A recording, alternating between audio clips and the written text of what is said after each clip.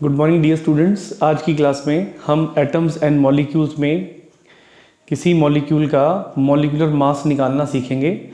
तो molecular mass निकालने से पहले हमें मॉलिक्यूलर मास की डेफिनेशन और उसको फाइंड आउट करने का फॉर्मूला पता होना चाहिए।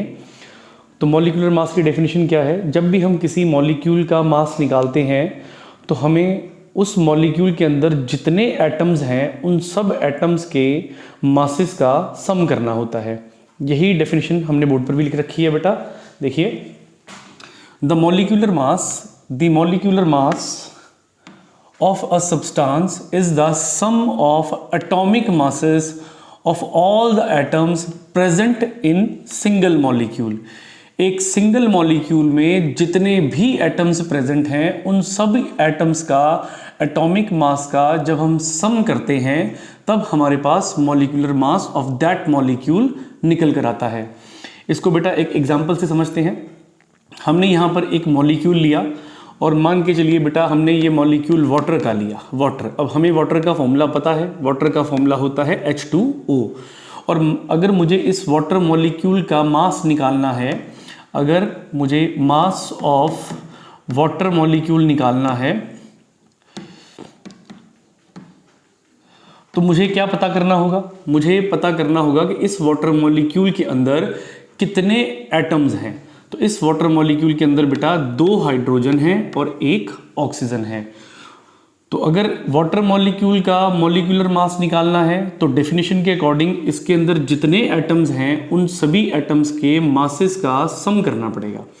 तो इसके अंदर हमारे पास 2 हाइड्रोजन एटम है, तो 2 हाइड्रोजन एटम प्लस 1 ऑक्सीजन है, तो एक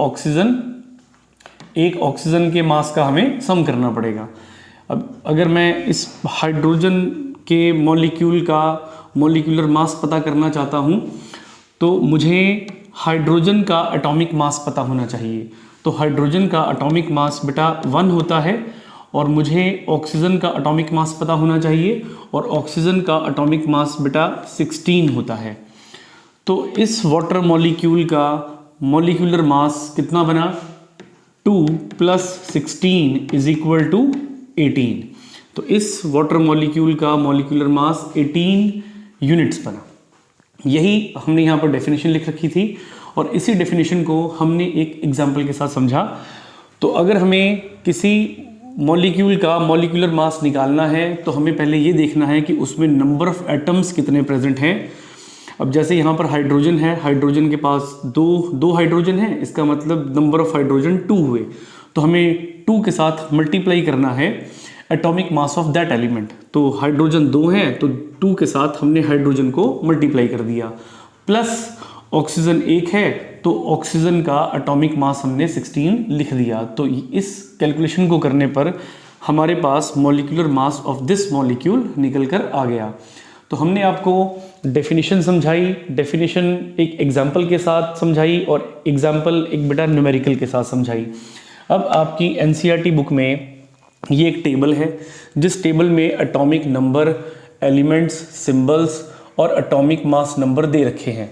अगर आपको मॉलिक्यूलर मास फाइंड आउट करना है तो बेटा आपको ये table as it is learn करना पड़ेगा। आपको 20 एलिमेंट्स के एटॉमिक मास नंबर लर्न करने पड़ेंगे और इनको लर्न करने के बाद आप किसी भी न्यूमेरिकल को बहुत ही ईजिली फाइंड आउट कर लोगे, बहुत ही ईजिली सॉल्व कर लोगे। अब हम क्वेश्चन नंबर 1 में बेटा हमारे पास मॉलिक्यूलर मास फाइंड आउट करने के लिए कुछ मॉलिक्यूल्स दिए गए हैं, इनका हम मॉलिक्यूलर मास फाइंड आउट करेंगे। बेटा 2-3 मैं सॉल्व कर दूंगा, बाकी आप लोगों को प्रैक्टिस करनी है। तो मैं सबसे पहले मॉलिक्यूलर मास फाइंड आउट कर रहा हूँ H2 का, H2। अब अगर H2 का मॉलिक्यूलर मास फाइंड आउट करना है तो हमने आपको क्या बताया? Number of atoms of element. Hydrogen कितने हैं? ध्यान से देखिए कितने हाइड्रोजन है हमारे पास बेटा 2 हाइड्रोजन हैं, multiply atomic mass of element. तो एलिमेंट का एटॉमिक मास क्या है? अब यहाँ पर हाइड्रोजन है तो यहाँ पे आप हाइड्रोजन देख सकते हो, एटॉमिक नंबर 1। ध्यान रहे हमें एटॉमिक नंबर नहीं, हमें एटॉमिक मास नंबर चाहिए। तो हाइड्रोजन का एटॉमिक मास हमारे पास 1 है बेटा, हाइड्रोजन का एटॉमिक मास 1 है। तो यहाँ पे हमारे पास आया atomic mass of hydrogen. It means molecular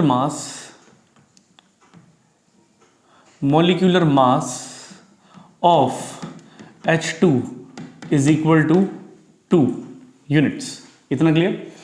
एक और न्यूमेरिकल देखिए बेटा, हम Cl2 क्लोरीन का मॉलिक्यूलर मास निकाल रहे हैं। Cl2 chlorine.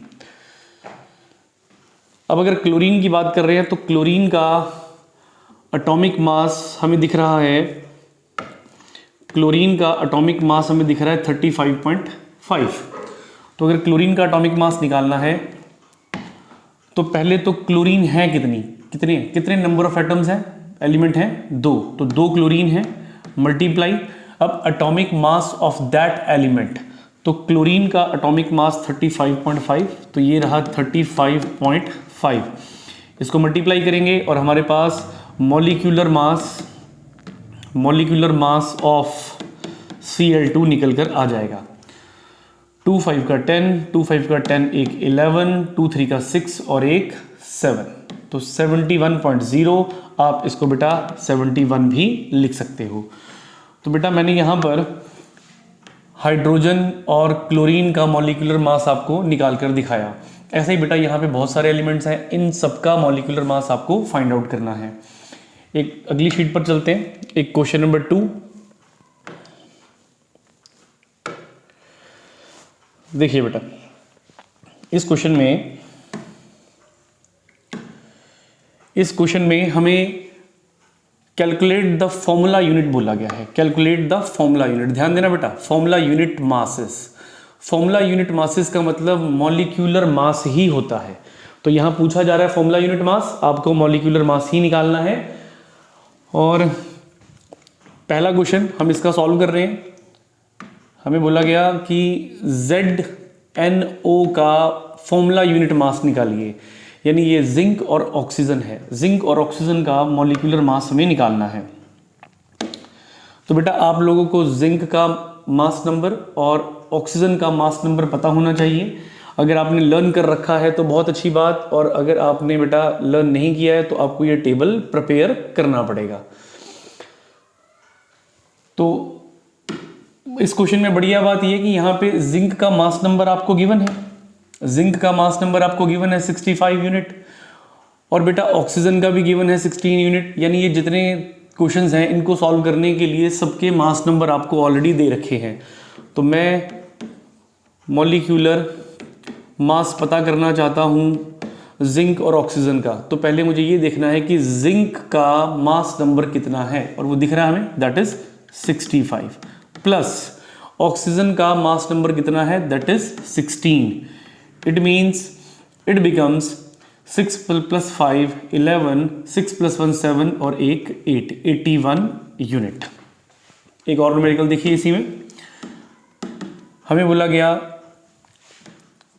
Na2O का मॉलिक्यूलर मास फाइंड आउट करें। मॉलिक्यूलर मास ऑफ Na2O, तो बेटा Na का मास नंबर हमें दिया गया है 23 प्लस, अच्छा Na ध्यान दीजिए कितने हैं, Na हमारे पास बेटा 2 हैं। अगर 2 Na है तो डेफिनेशन के अकॉर्डिंग पहले तो नंबर ऑफ एटम्स, तो नंबर ऑफ एटम्स हमारे पास 2 हैं, मल्टीप्लाई Na। अब Na का मास नंबर कितना है 23, फिर प्लस ऑक्सीजन, ऑक्सीजन का मास नंबर कितना है 16, तो यहां पर आया 16। इनको मल्टीप्लाई करेंगे, 2 3 का 6, 2 2 का 4 प्लस 16, इनको ऐड करेंगे, 6 प्लस 6 12, 4 प्लस 1 5 और एक 6, 62 यूनिट। तो बेटा हम मानकर चलते हैं कि आप लोगों को मॉलिक्यूलर मास कैलकुलेट करना आ गया है। ये वीडियो और PDF हम ग्रुप में सेंड करेंगे, आपको इनके बैलेंस क्वेश्चन अपनी कॉपी के ऊपर ट्राई करने हैं। Thank you.